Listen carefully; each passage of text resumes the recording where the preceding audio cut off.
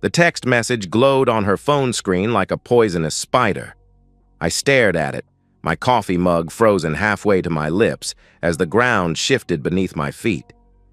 Last night was incredible. I can still taste you. Same time Thursday. Liam's working late again. My brother's name sat above the message. Eric, my little brother. My wife hadn't password protected her phone. Why would she?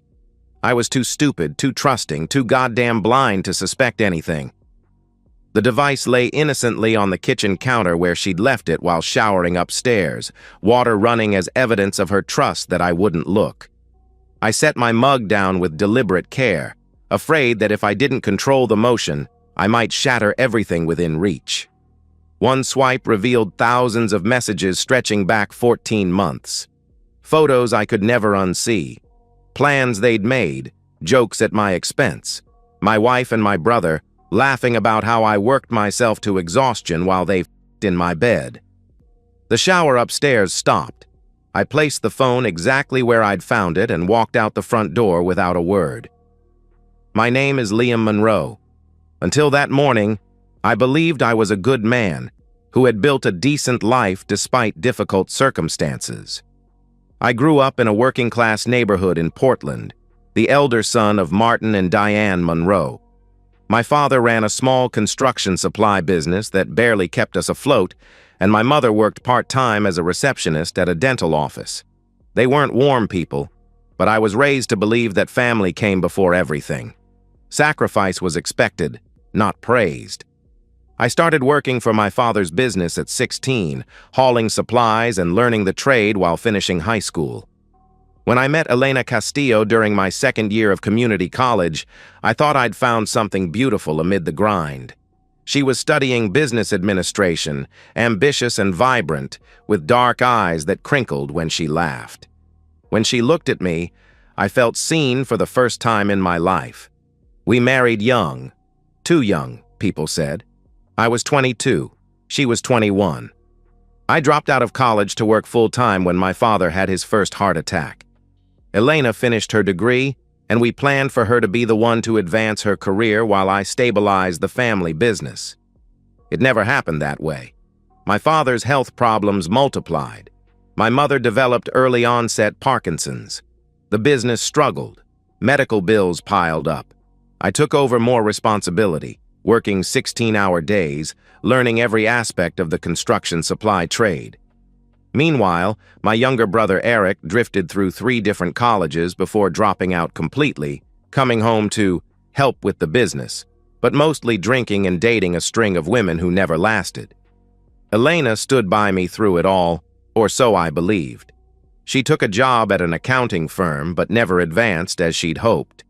The light in her eyes dimmed year by year. The passionate nights became less frequent, then rare, then almost non-existent. I blamed myself, my long hours, the stress that followed me home. I thought we were weathering a difficult season together. We bought a modest house in a decent neighborhood. I mortgaged it twice to keep my parents' medical bills paid and the business afloat. When Eric finally seemed to get serious about life and wanted to open a small construction contracting company as an offshoot of our supply business, I co-signed the loans. I worked weekends to help him renovate his first projects. I believed in him. For 12 years, I poured everything I had into supporting the people I loved. I missed vacations to cover shifts. I skipped date nights to finish emergency orders. I put my dreams on hold to fund everyone else's needs. And all that time, for at least the last 14 months, my wife had been f***ing my brother, and my parents had known. The first sign should have been the designer handbag. Elena came home with it 6 months before I discovered the affair, a sleek leather thing that probably cost more than I made in a week. "Early birthday present to myself," she'd said with a shrug when I raised an eyebrow. Our joint account certainly hadn't paid for it. Then came the weekend girls' trips that left her exhausted rather than refreshed. The sudden interest in her appearance after years of both of us letting ourselves go a bit. The new perfume that sometimes lingered in my car, though she rarely drove it. The late nights at the office that didn't match the firm's billing cycles. The distant look in her eyes when I tried to talk about our future. 3 months before Discovery Day, I'd walked into my parents' house unannounced, bringing my mother her medication on my lunch break. I heard laughter from the kitchen, Elena's laugh, though she was supposed to be at work. When I rounded the corner, she was sitting too close to Eric at the kitchen table, my mother smiling indulgently at them across the table. The conversation died instantly. My mother recovered first. "Liam, what a surprise! Elena just stopped by to bring me some of those pastries I like." No pastries were visible anywhere. Elena wouldn't meet my eyes. Eric slapped me on the back too hard as he left, saying he had a job site to get to. I didn't question it. I didn't want to see it. 2 weeks later, I overheard my father on the phone, his voice low. "You two need to be more careful. He's not an idiot, no matter how much he acts like one." Another piece I refused to assemble into the growing picture. At Eric's birthday dinner, he made a toast. "To taking what you want in life, not just accepting what you're given." His eyes flickered to Elena. She blushed and looked away. My father chuckled. My mother patted my hand as if consoling me for something I didn't yet understand. The gold bracelet appeared on Elena's wrist the next day. When I asked about it, she said it was just costume jewelry. It wasn't. I'd been in construction supply long enough to recognize real gold when I saw it. The disrespect grew bolder. Eric would call our house at odd hours, asking for Elena directly. My wife would take her phone to the bathroom for calls. Texts would make her smile in a way I hadn't seen directed at me in years.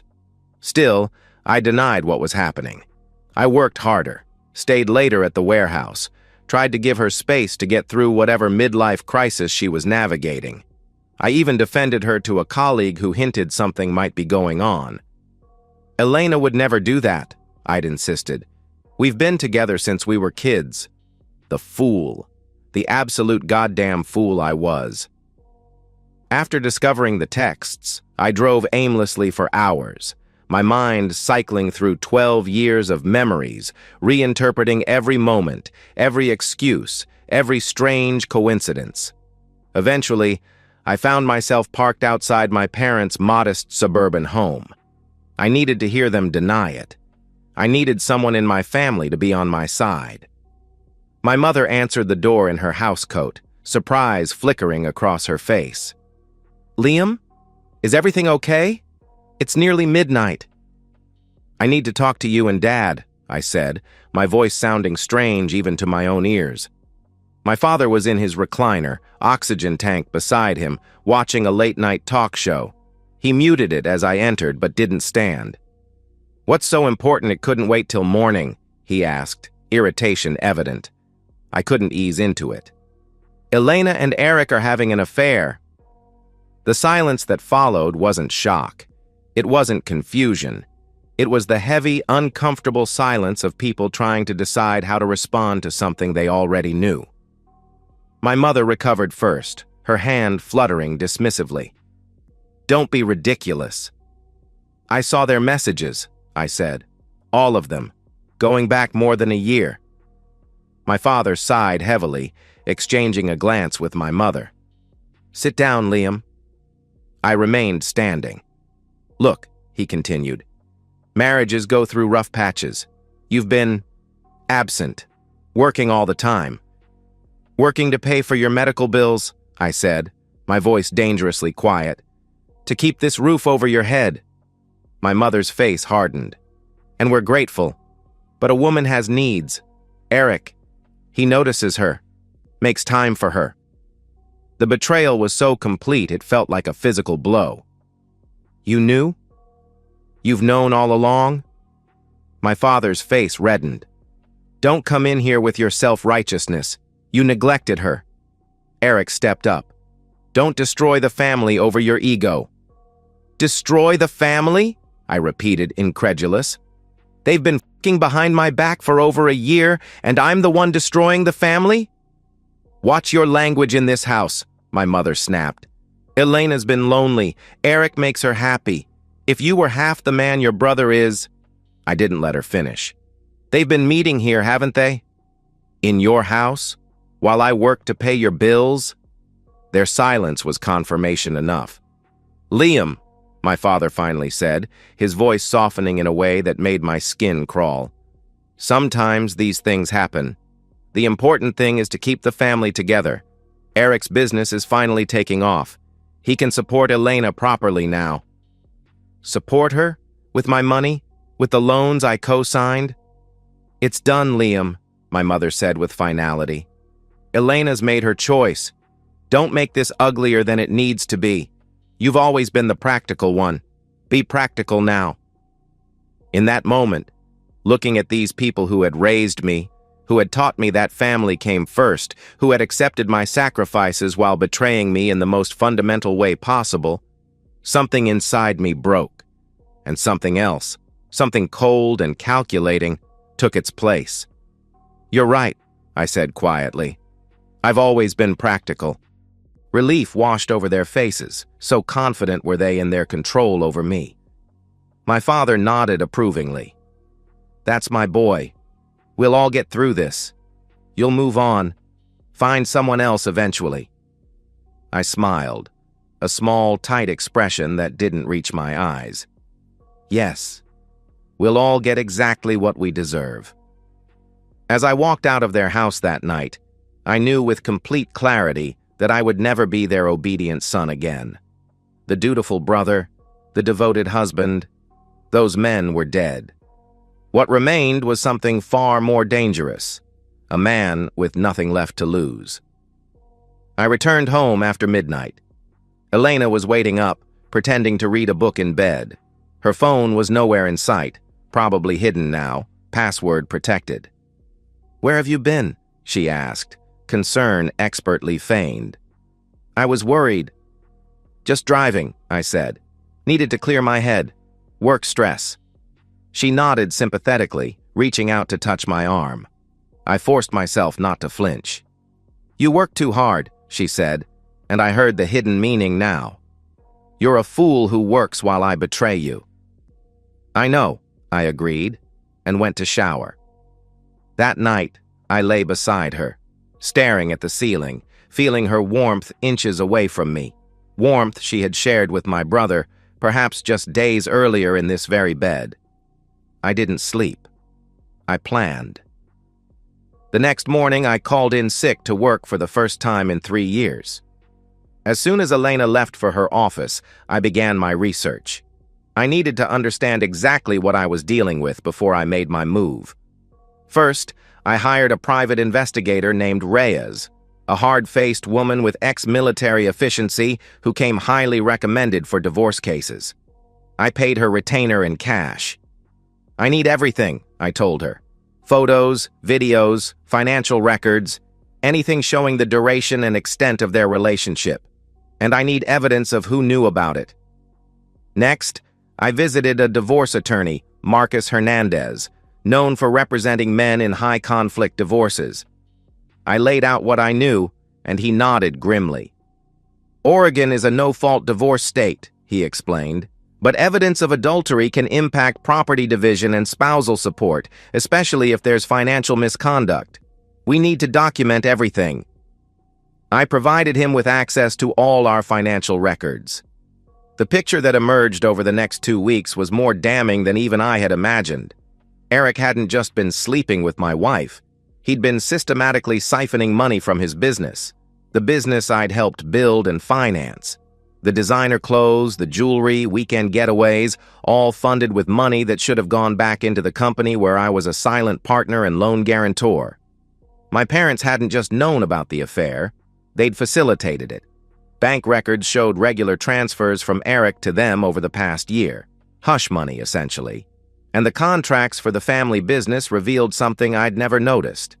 My father had quietly restructured ownership 2 years ago, giving Eric a larger stake than me, despite my decades of work. The betrayal was complete, coordinated, and calculated. They had all conspired not just to cuckold me, but to push me out entirely once I was no longer useful. As the evidence mounted, my plan took shape.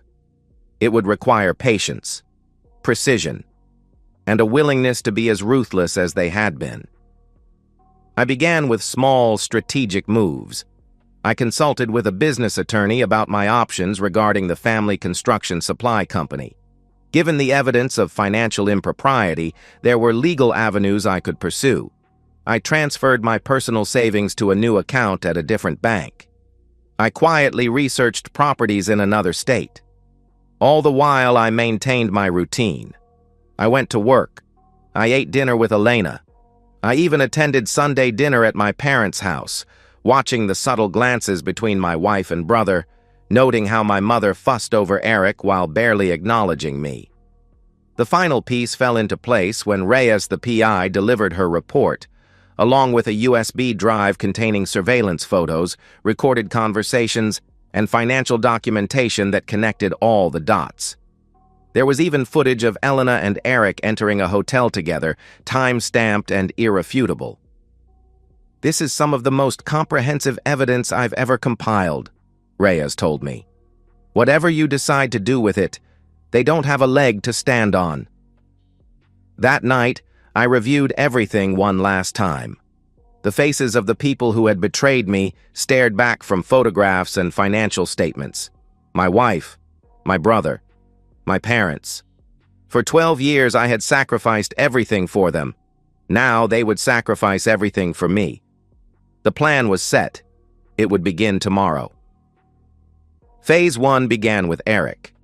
I knew his schedule intimately, not just because he was my brother, but because Reyes had documented his movements for weeks.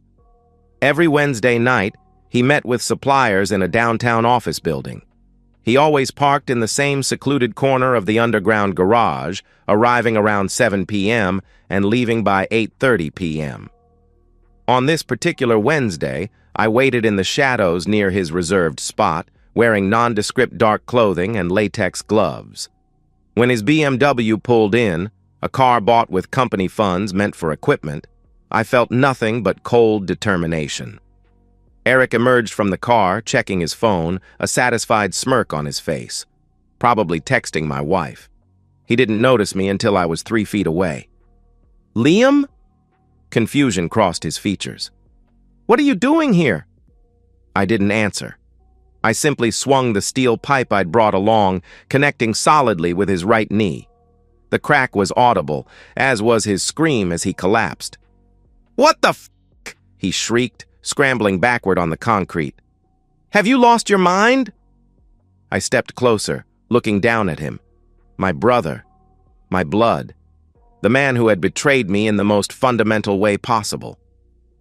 "How long, Eric?" I asked quietly. Fear registered in his eyes. He knew exactly what I was asking. "Liam, listen, it's not what you think."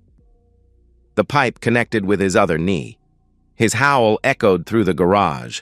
I knelt beside him, grabbing his chin to force him to look at me. 14 months, I said. "That's how long you've been f***ing my wife. That's how long you've been stealing from the business. That's how long Mom and Dad have been helping you." "They told you?" He gasped through the pain. "They didn't have to." What followed wasn't something I'm proud of, but I won't deny it either. Years of suppressed rage exploded in that parking garage. I was methodical, targeting areas that would cause maximum pain with minimum risk of death. His face, his ribs, his hands, those hands that had touched my wife. When I finished, Eric lay unconscious in a pool of blood and vomit. His face was unrecognizable. Both knees were shattered, several fingers bent at unnatural angles. I dropped the pipe beside him, removed the gloves, and walked calmly to my car. The garage cameras had been disabled earlier that day, a simple bribe to a security guard who thought he was helping someone plan a surprise proposal. I drove to a pre-selected location and changed clothes, disposing of the bloodied ones in a dumpster behind an industrial complex. By 9 p.m., I was sitting at a crowded bar, establishing my alibi, making small talk with strangers who would later remember the unremarkable man who nursed 2 beers for over an hour. When my phone rang at 11:42 p.m., I already knew what it was about. "Liam?" Elena's voice was shrill with panic. "You need to come to Portland Memorial right away. It's Eric. He's been attacked." Attacked? I kept my voice carefully modulated between shock and concern. What happened? They found him in a parking garage. It's bad, Liam. Really bad. Your parents are already here. I'll be right there, I promised.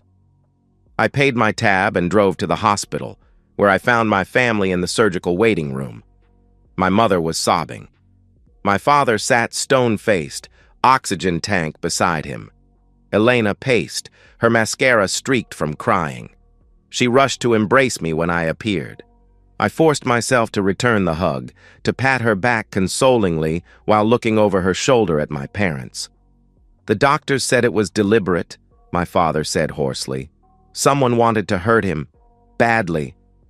I shook my head, the picture of shocked disbelief. Who would do something like that? No one responded.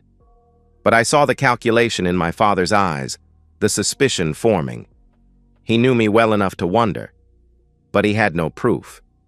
And with what I had planned next, he would never get any. "Will he be okay?" I asked, playing my part. The surgeon appeared before anyone could answer, his expression grave. "He's stabilized, but the injuries are extensive.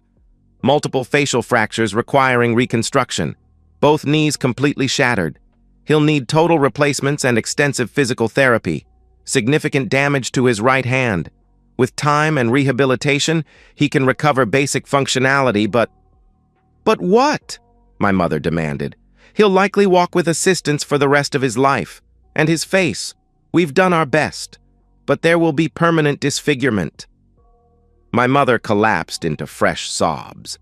My father's face aged 10 years in that moment. Elena stared at the surgeon in horror.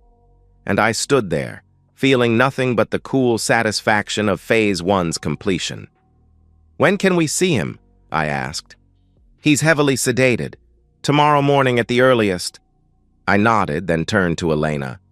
"You should go home and rest. I'll stay with my parents." She hesitated, then agreed. As she gathered her purse, I added, "Don't forget, I have that early meeting tomorrow. Can you bring my blue suit when you come back in the morning? It's in the garment bag in our closet." "Of course," she said, kissing my cheek before leaving. There was no early meeting, but there was a garment bag in our closet, one that now contained all the evidence I'd compiled, including the PI's report, financial records, and surveillance photos of her and Eric together. By sending her home alone, I'd given her the opportunity to discover it. And when she did, Phase 2 would begin. I spent that night in uncomfortable hospital chairs with my parents, playing the role of the concerned brother. Neither of them slept. Neither did I, though for different reasons. Around 6 a.m., my phone vibrated with a text from Elena. "We need to talk. Coming to the hospital now." She'd found the evidence. Good. When she arrived 30 minutes later, her face was ashen. She wasn't carrying my blue suit. Our eyes met across the waiting room, and I saw the fear there. The knowledge that she'd been caught, that everything was about to come crashing down. "Liam," she began, voice trembling, "can we talk privately?" "Anything you need to say can be said here," I replied, loud enough for my parents to hear. "We're family, after all." My father frowned, sensing the tension. Elena swallowed hard. "Please, just a few minutes alone." "Is something wrong?" my mother asked, suddenly alert. I smiled coldly. "Elena found something interesting at home this morning. Didn't you, honey?" Her eyes widened in panic. "Liam, don't—" "Evidence," I continued calmly, "of her affair with Eric, of the money they've been stealing from the business, of your involvement in covering it up." The waiting room fell silent. My father struggled to his feet, face reddening dangerously. "You don't know what you're talking about," he sputtered. I pulled out my phone and connected it to the waiting room's TV using a dongle I'd brought for exactly this purpose. Within seconds, images appeared on the screen. Elena and Eric entering a hotel together. bank statements showing suspicious transfers, text messages between them discussing their plans. "I know everything," I said quietly. "Every lie, every theft, every betrayal." Elena collapsed into a chair, hands covering her face. My mother had gone deathly pale. "You're making a scene," my father hissed. "Turn that off immediately." "Why? Ashamed to see the truth? You weren't ashamed when you were helping them behind my back." A nurse appeared, drawn by the commotion. "Sir, you need to—" I disconnected my phone and stood. "No need. I was just leaving." I turned to Elena. "Check your email. The divorce papers have already been filed. You have until 5 p.m. to vacate our house. The locks will be changed at 5:01. "You can't do that," she cried. "Actually, I can. The house is solely in my name. You waived any claim to it in our prenuptial agreement in the event of infidelity, which has been thoroughly documented." "What prenup?" she stammered. "We never signed—" "Check your signature on page 12 of the evidence packet, the one you signed while distracted during our lease renewal 3 years ago. Completely legal, verified by 2 witnesses." It was a bluff, but she wouldn't know that until she consulted an attorney, which would take time she didn't have. "Where am I supposed to go?" Her voice had shrunk to a whisper. I shrugged. "Perhaps my parents can take you in, or maybe one of the hotels you've been frequenting with my brother." My father stepped toward me. "You listen here." "No, you listen," I cut him off. "You chose sides, you chose wrong, and now you all get to live with the consequences." I turned to leave, but paused at the doorway. "Oh, and one more thing. As of 9 a.m. this morning, I am the majority owner of Monroe Construction Supply. The board voted unanimously after reviewing evidence of financial misconduct involving the previous management. Your company credentials have been revoked. Your office has been cleared out. The police have been notified about the embezzlement." My father's face drained of color. "That's not possible. The board wouldn't—" "The board consists of me and 2 associates I brought in last month. It was all in the paperwork you signed without reading, just like you taught me to do to others."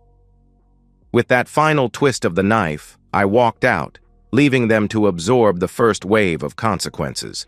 The second wave would hit by afternoon, when the forensic accountants I'd hired finished their audit of the company books.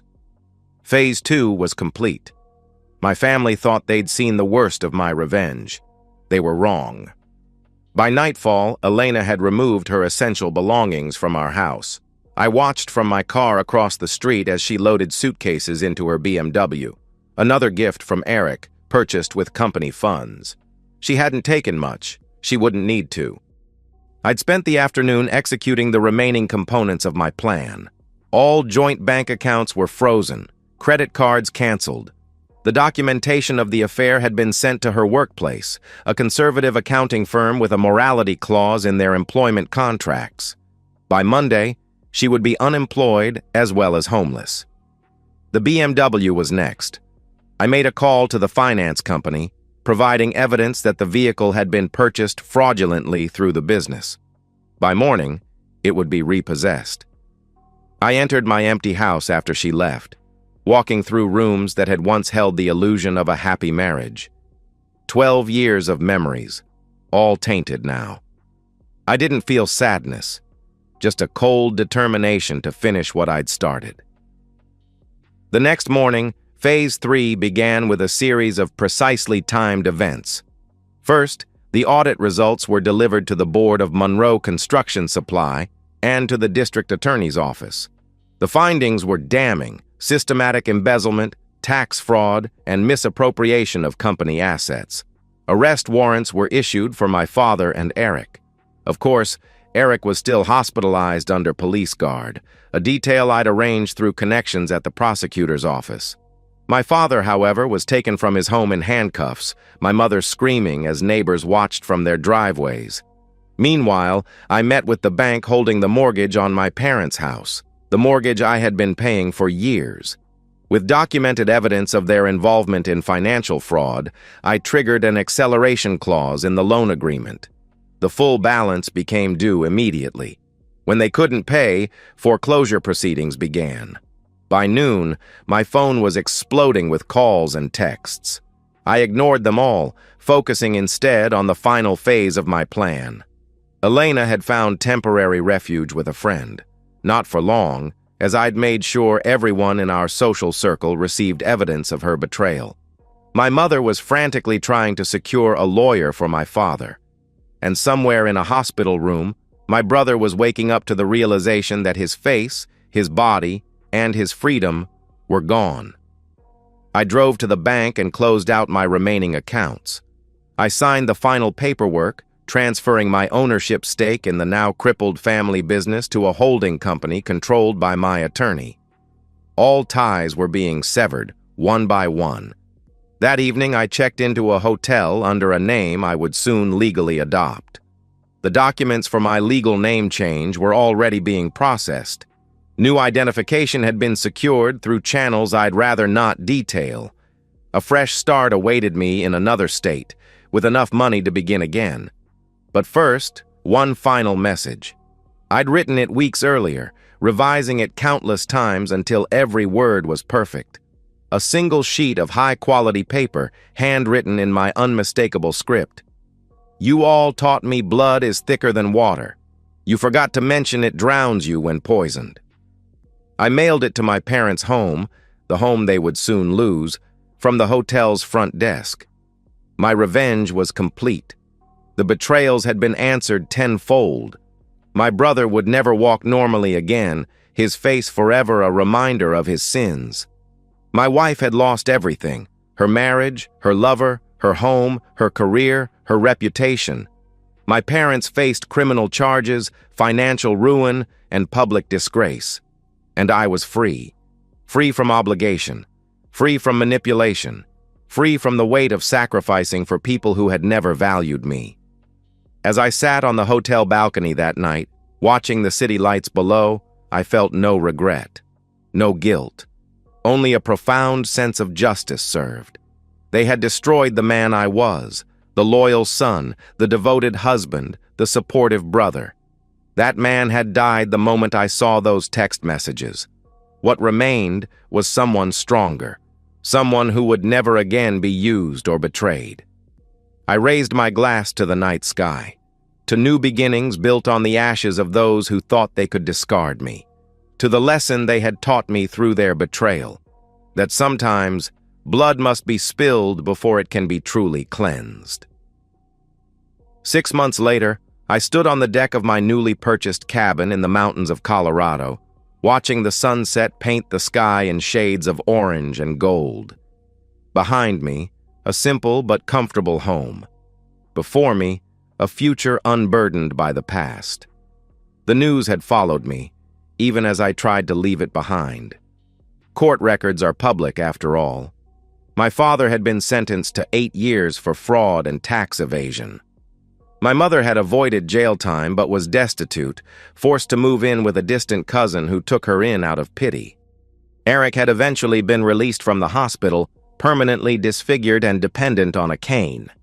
The attack had never been solved. No witnesses, no usable evidence, just another random act of violence in the city statistics. His legal troubles had compounded his physical ones. He had pled guilty to lesser charges in exchange for testimony against my father, receiving 3 years probation and a felony record that ensured he would never work in construction again. And Elena, my once beloved wife, had perhaps suffered the most complete destruction. Abandoned by Eric, who blamed her for their exposure. Shunned by former friends. Unable to secure employment in her field due to the scandal. The last I heard, she was waiting tables at a diner 2 towns over from our old home, living in a studio apartment and drowning in legal bills. Should I have felt satisfaction? Perhaps. What I felt instead was a quiet certainty that the scales had been balanced. They had taken everything from me, my trust, my family, my sense of place in the world. I had taken everything from them in return. Now, in this new place with my new name, I was rebuilding. The construction skills I'd spent a lifetime acquiring had easily secured me work with a local contractor. The modest fortune I'd managed to salvage from the wreckage of my old life had purchased this peaceful sanctuary. And the lessons I'd learned about loyalty, about trust, about the true nature of family, those had purchased something far more valuable: wisdom. I no longer looked back. The revenge that had consumed me was complete. Its fire burned out, leaving only cool ashes where once my rage had blazed. I had walked away from the ruins without a backward glance, leaving them to suffer the consequences of their choices, just as I had suffered the consequences of my blind loyalty. If there was one thing I had learned, it was this: true strength isn't found in forgiveness or in turning the other cheek. It's found in having the courage to deliver justice when no one else will, to stand alone rather than stand with those who would betray you, to walk away when walking away is the only path to peace. As darkness fell over the mountains, I raised a glass to the memory of the man I once was, the loyal fool who had sacrificed everything for people who had sacrificed nothing for him. That man was gone forever, replaced by someone wiser, harder, and infinitely more free. Blood may be thicker than water, but neither can wash away the stain of betrayal. Only justice can do that. And justice, as I had learned, is sometimes best served cold, calculated, and complete. I had served it well, and now, finally, I could rest. And so, we've reached the end of today's story. Was it what you expected, or did it take a twist you didn't see coming? I'm curious to hear your thoughts. Share them in the comments below, and let's get a conversation going. If this story kept you hooked, make sure to hit that like button. And if you're new here or just haven't subscribed yet, now's the perfect time to join our community. I bring you fresh, captivating stories every day, so click that subscribe button and turn on notifications so you never miss out. Thanks for watching, and I'll see you in the next one.